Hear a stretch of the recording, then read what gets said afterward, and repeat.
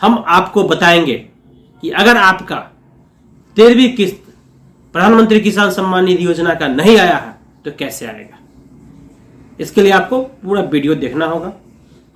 आप सभी को नमस्कार, मैं चंदन कपूर स्वागत करता हूं आप सभी को अपने इस चैनल पर।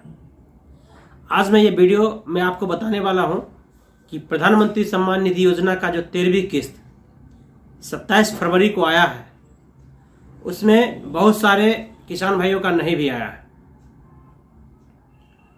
तो उनको पैसा क्यों नहीं आया है और कैसे आएगा, मैं बताऊंगा आपको 13वीं किस्त कैसे आएगा जिनको नहीं आया है। आप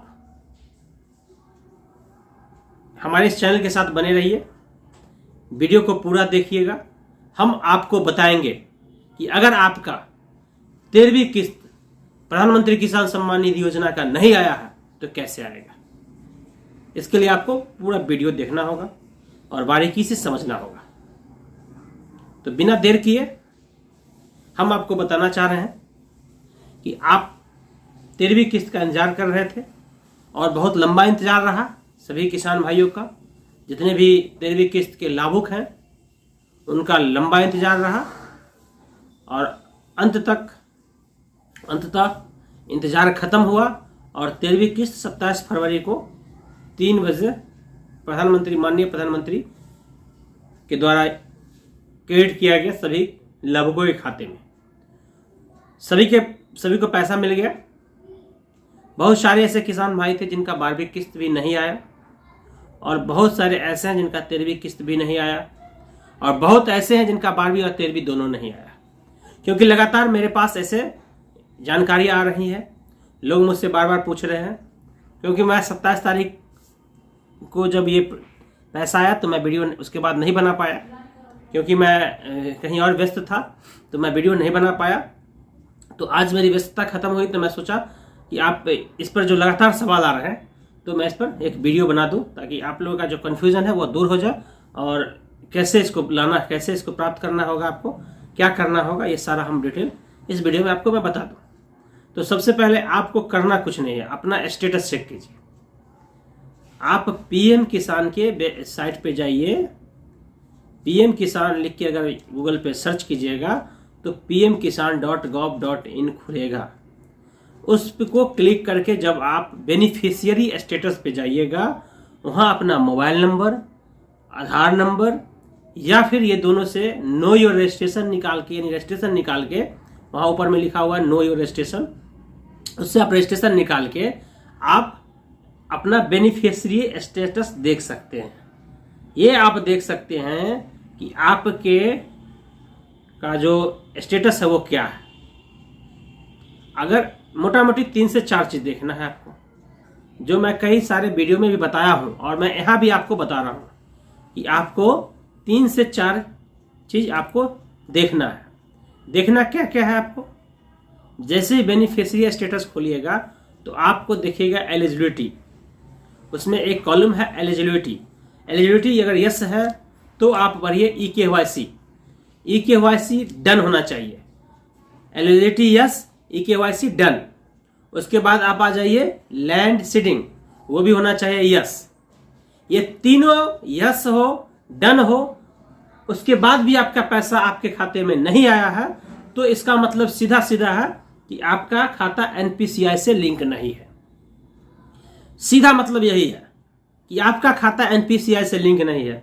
उसके लिए क्या करना होगा, अपने खाते को NPCI से लिंक कराइए। लिंक कराने में क्या हो सकता है कि आपको वक्त लग सकता है, तो उसका सिंपल उपाय है कि आप इंडियन पोस्ट पेमेंट बैंक में एक खाता खुलवा लीजिए। अगर आप इंडियन पोस्ट पेमेंट बैंक में खाता खुलवा लेंगे तो आपका ये किस्त जो रुका हुआ है ये सीधा ट्रांसफर हो जाएगा, उसमें वक्त नहीं लगेगा, वो सीधा ट्रांसफर हो जाएगा। जैसे ही खाता खुलेगा सप्ताह भर के अंदर वो आपके खाता में पैसा आ जाएगा। पहली बात। अगर अब प्रॉब्लम कहाँ है, अगर ये तीनों चीज डन है, पैसा नहीं आया तो NPCI के लिंक नहीं है, इसके कारण नहीं आया, पहला मैटर समझ गए। दूसरा मैटर आप इसमें समझिए कि सब कुछ ओके है, आपका कहना है कि मेरा NPCI भी लिंक है, आप मानते हैं कि मेरा इससे पहले दूसरा पैसा भी आया है या फिर बहुत सारे डीबीटी होता है तो पैसा आया है, तो आपके पास कई सारे खाते हैं, तो उसमें आपको देखना ये भी है कि हो सकता है रिसेंटली आपने जो खाता खुलवाया है वो NPCI से लिंक हो और पैसा वहाँ चला जाए, ये भी आप चेक कर सकते हैं। तो दो बात आप समझ जाइए, NPCI से लिंक है तो नहीं है तो आप सारे खाते को देख लीजिए, और नहीं है तो आप अविलंब जितना जल्दी हो सके वीडियो देखने के तुरंत बाद भाग के जाइए इंडियन पोस्ट पेमेंट बैंक में खाता खुलवाइए। यही इसका प्रॉब्लम दूर हो सकता है। यही इसका सोल्यूशन है कि आप इंडियन पोस्ट पेमेंट बैंक जाइए और खाता खुलाइए। खाता खुलाना वहाँ आपको बहुत आसान काम है। आधार कार्ड लेके जाइएगा और आधार कार्ड से खाता खुलता है, 100 रुपये लेता है और 100 रुपये आपके अकाउंट में ही डाल देता है। तो बहुत बड़ा काम नहीं है, तो इसको आराम से करा लीजिए। दूसरा प्रॉब्लम क्या हो सकता है नहीं आने का, कि मान लीजिए आपकी एलिजिबिलिटी नो है। अब आप देखिए किसी में एलिजिबिलिटी ही नो हो गया, यानी आप अयोग्य हो गए। अयोग्य होने के क्या क्या कारण हो सकते हैं? अयोग्य होने के कारण हो सकते हैं कि आपका उम्र नहीं पूरा हुआ है, यानी आप उम्र उस समय जिस समय ये योजना लागू हुआ उस समय आपका उम्र नहीं पूरा हुआ, डेट ऑफ बर्थ के हिसाब से आप अयोग्य हो गए। ये एक बहुत बड़ा कारण है। दूसरा क्या है कि आप पति पत्नी का लाभ ले रहे थे तो आप अयोग्य हो गए। तीसरा क्या है कि आप सरकारी कर्मी हैं, आप शिक्षक बन गए, आप कोई नौकरी में चले गए तो आप अयोग्य हो गए। तो अगर आपकी एलिजिबिलिटी नो है तो आपको पेमेंट नहीं मिलेगा। आप इसमें लाख कोशिश कर लीजिएगा, आपको पेमेंट नहीं मिलेगा क्योंकि आपको योग्य नहीं माना जाएगा। ये हो गया दूसरी बात। तीसरी योग्य मतलब योग्य अगर नहीं है, अगर योग्य में एलिजिबिलिटी में नो लिखा हुआ है तो आपको पेमेंट नहीं मिलेगा। आप कितना भी कोशिश कर लीजिए आपको पेमेंट नहीं मिलेगा क्योंकि आपने को अयोग्य घोषित कर दिया गया। या मृत्यु, जो लोग मृत्यु हो गए उनमें भी अयोग्य लिखा गया होगा। जो लोग शिक्षक अभी बने हैं रिसेंटली बहुत सारे लोग, उनमें भी अयोग्य लिखा गया होगा। ये सब फिजिकल वेरिफिकेशन में हुआ होगा। और डेट ऑफ बर्थ वाला इशू ऑलरेडी ऑटो मोड पे हुआ है, यानी डेट ऑफ बर्थ जिसका कम था 2000 के आसपास शायद था, तो उसका ऑटो मोड पे वहीं से रिजेक्ट कर दिया गया। तो डेट ऑफ बर्थ में वहीं से हुआ है, और बाकी नौकरी और ये मृत्यु, पति पत्नी, ये सब फिजिकल वेरिफिकेशन के दौरान हुआ है। तो यहाँ से एक हो गया। और EKYC अगर डन नहीं है, EKYC में लिखा हुआ नो, तो आप EKYC सिंपली जाके करा लीजिए, फिर आपका पैसा 12वीं और 13वीं किस्त दोनों मिलेगा। EKYC करा लीजिए। 3 हो गया। चौथा क्या है?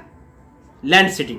बहुत बड़ा प्रॉब्लम ये लेके आ रहा है लैंड सीडिंग, कि लैंड सीडिंग में नो लिखा हुआ है। तो लैंड सीडिंग को यस करना है। कैसे करना है इसके लिए हम एक वीडियो पहले भी बना चुके हैं, वो भी आप जाके प्लेलिस्ट में ढूंढ के देख सकते हैं।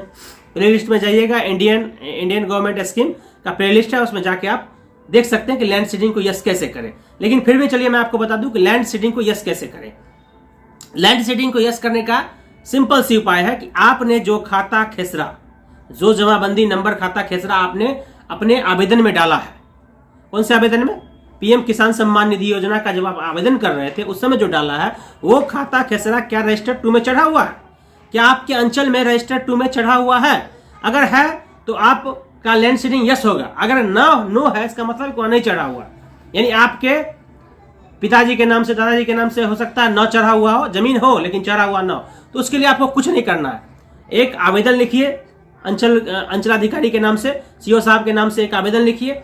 उस आवेदन में लिखिए कि जमाबंदी मेरे नाम पर दर्ज करने के संबंध में, जमाबंदी या फलाना खाता खेसरा मेरे नाम पे जमाबंदी चढ़ाने के संबंध में, ऐसा लिख के आवेदन दीजिए। वहाँ आप काउंटर में जमा कीजिए। वो सारा आप उसके साथ जितने डॉक्यूमेंट लगेंगे वो सब लगा के दीजिए।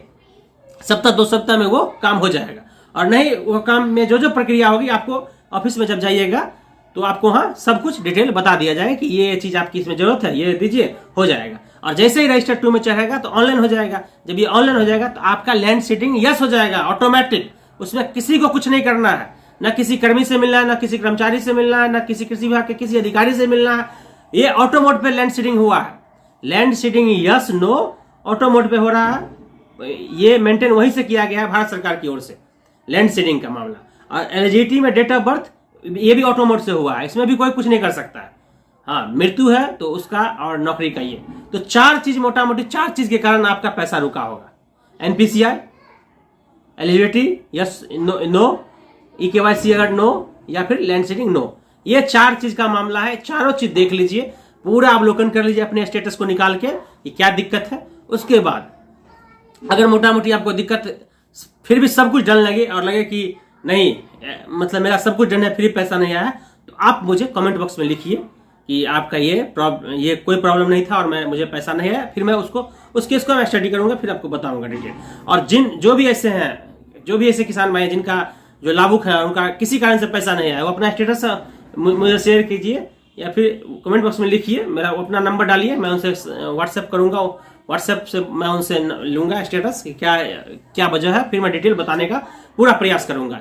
जितना संभावना जितना हमसे हो सकता है वो हम सारा आपसे करेंगे। अगर आप अपना व्हाट्सएप नंबर दे देते हैं कि मेरा व्हाट्सएप नंबर, आप मुझसे संपर्क कर सकते हैं, तो मैं आपसे संपर्क करूंगा और आपका स्टेटस मैं मांगूंगा कि आप बताइए मुझे स्टेटस ये क्या है। तो ये 4 चीज मोटा मोटी आप कर लीजिए तो आपका पैसा बिल्कुल आएगा। और एनपीसीआई का मामला है तो बिल्कुल अविलंब जाइए डाकघर में खाता खुलवाइए।